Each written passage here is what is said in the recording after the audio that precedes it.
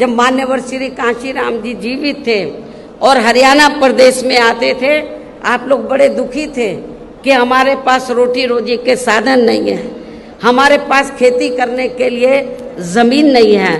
तो उस समय आप लोग एक नारा लगाते थे कि जो ज़मीन सरकारी है वो ज़मीन हमारी है। आप लोग एक नारा लगाते थे, लेकिन वो नारा आपका पूरा नहीं हो पा रहा था हरियाणा में। और ये कब होगा? जब आपकी सरकार बनेगी।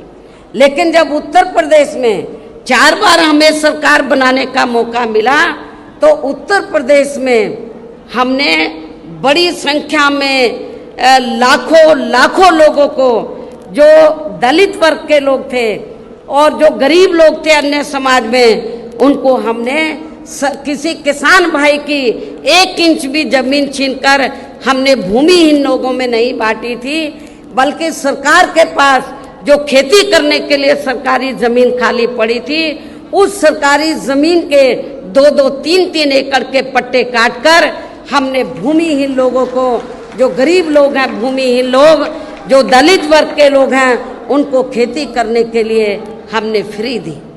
और इतना ही नहीं, आपको ये भी मालूम है कि जहाँ पर दलित बस्तियाँ होती हैं तो वहाँ जाते ही मालूम पड़ जाता है हर गाँव में, गांव देहात में, कि यहाँ पर दलित वर्ग के लोग रहते हैं। क्योंकि जो भी पार्टियां सत्ता में आई, उन्होंने आपकी दलित बस्तियों को विकसित नहीं किया।